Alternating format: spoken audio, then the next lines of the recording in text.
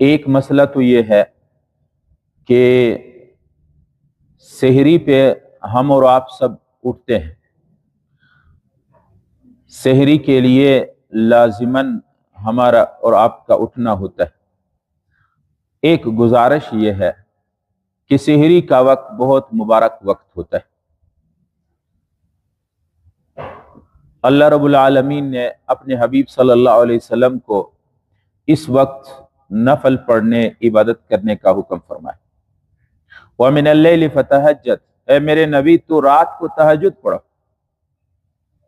سحری کے لیے اٹھتے ہیں نا، اس وقت 2 رکعت، 4 رکعت، 6 رکعت نفل پڑھو، بہت زیادہ اجر، اور اللہ کے ہاں ان 2 رکعتوں کا بہت زیادہ وقات اور اجر و ثواب۔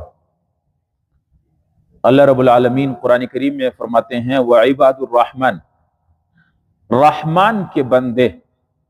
اب علماء فرماتے ہیں اللہ تعالیٰ نے فرمایا وَعِبَادُ الرحمن، رحمان کے بندے، یوں کہنا بھی چاہیے تھا، کہہ سکتا وَعِبَادُ اللہ، اللہ کے بندے، لیکن یہاں اللہ تعالیٰ نے وَعِبَادُ الرحمن کہا، رحمان کے بندے۔ اس کا مطلب یہ ہے، مفسرین فرماتے ہیں کہ اللہ تعالیٰ فرماتے ہیں میرے اور میری مخلوق کے درمیان رحم کا معاملہ ہے۔ وعباد الرحمن، رحمان کے بندے کون ہے؟ الذین، وعباد الرحمن الذین، ان کے چال، ان کے قال اور ان کی عبادت اور گفتار، یہ اللہ رب العالمین نے بیان کیا۔ اللہ رب العالمین کے نیک بندے کون ہیں؟ وعباد الرحمن الذین یمشون علی الارض ہونا، جب ان کے چال جب چلتے ہیں تو عاجزی کے ساتھ چلتے ہیں۔ رحمان کے بندے اکڑ اور تکبر کر کے نہیں چلتے۔ وعباد الرحمن، رحمان کی، یعنی اللہ تعالیٰ فرماتے ہیں میرا معاملہ لوگوں کے ساتھ رحم کا تب ہوگا جب ان کے اندر یہ 3 صفات ہوں گے۔ وعباد الرحمن، رحمان کے بندے، الذین یمشون علی الارض ہونا، جب وہ زمین پہ چلتے ہیں تو اکڑ کے نہیں، عاجز ہو کر کے چلتے ہیں، تکبر نہیں کرتے۔ تکبر اللہ تعالیٰ فرماتے ہیں میری رضا ہے، جو آدمی تکبر کرتا ہے دنیا میں ان کو ذلیل کر دیتا۔ من تواضع للہ رفعہ اللہ، جو عاجزی کرتا ہے اللہ تعالیٰ اس کو بلند و بالا مقام دیتا ہے۔ تو ایک علامت، ایک نشانی عباد الرحمن، رحمان کے بندوں کا یہ ہے الذین یمشون علی الارض ہونا، جو زمین پہ چلتے ہیں تو عاجز ہو کر کے چلتے ہیں۔ اور دوسرا وَإِذَا خَاطَبَهُمُ الْجَاهِلُونَ قَالُوا سَلَامًا، جب کسی سے بات چیت بڑھ جاتی ہے تو وہ اپنے ہاپے سے باہر نہیں ہوتے۔ جاہل لوگوں سے بات چیت ہو، لڑائی جنجال، وہ نہیں کرتے ہیں، بس کہتے ہیں سلام، مجھے معاف کر دے، گالم گلوچ نہیں کرتے۔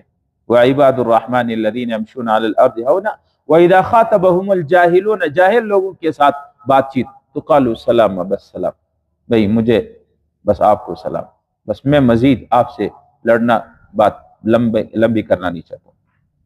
اور والذین یبیتون لربہم سجدا وقیاما، اور عباد الرحمن کے جو تنہائی والے اللہ کے ساتھ معاملہ ہے، والذین یبیتون، جب رات کو گزارتے ہیں لربہم سجدا وقیاما، اپنے رب کے سامنے سجدہ اور قیام کرتے ہیں۔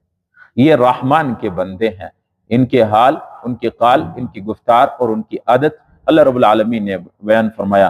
اب کیا جس آدمی کے اندر یہ ہو، تکبر نہ ہو اور جاہلوں کے ساتھ لڑنا جھگڑنا نہ ہو، اور رات کو جب اللہ کے سامنے اٹھ کے تہجد پڑھتے ہیں، عبادت کرتے ہیں، اللہ رب العالمین فرماتے ہیں یہ رحمان کے بندے ہیں۔ وعباد الرحمن، یہ رحمان کے لوگ ہیں۔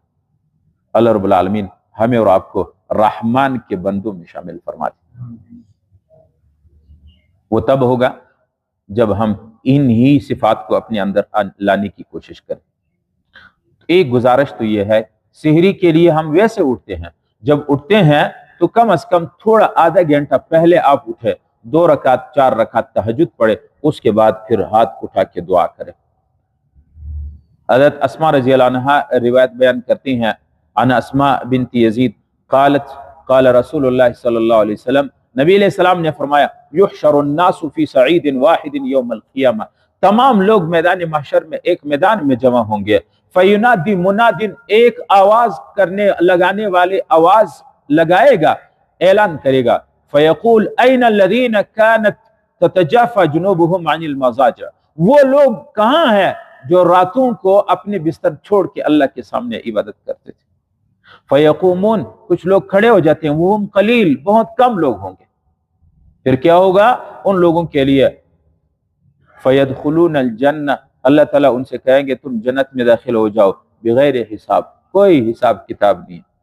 उलमा फरमाते हैं जो आदमी हराम से अपने आप को बचाते हुए तहज्जुद का पाबंद होता है, क़यामत के दिन ये बगैर हिसाब किताब की जन्नत में दाखिल होगा। सुम्मा युअम्मरु अन्नास बिसाइरि अन्नास इलल हिसाब, उसके बाद फिर दिगर लोगों का हिसाब किताब शुरू होगा। इसलिए मेरे दोस्तों, तहज्जुद की नमाज, सेहरी के लिए जब आप उठते हैं 2 रकात नफल नमाज, इसका एहतमाम करें। यकीन जानिए दुनिया व माफिहा से अफजल है, बहुत बहुत ज्यादा। और ये रमजानुल मुबारक एक चार्ज है, इसमें अल्लाह ताला हमें चार्ज करते हैं। तहज्जुद के लिए, सेहरी के लिए उठते हैं ना, ये एक चार्ज है, एक तालीम है, एक तरबियत है, एक ट्रेनिंग है कि रमजान गुजरने के बाद भी इस सेहरी का वक्त उठो, 2 रकात नफल पढ़ो। हदीस में आता है, अल्लाह के नबी फरमाते हैं कि जब रात का आखिरी पहल होता है, रात का आखिरी हिस्सा होता है, अल्लाह रब्बुल आलमीन आर्श इलाही से छोड़ करके 7वें से छठे से 5वें, चौथे, तीसरे, दूसरे, पहले आसमान पे अल्लाह रब्बुल आलमीन पहले आसमान पे आता है। यंजिलु रब इला समाइल ऊला, पहली आसमान तक।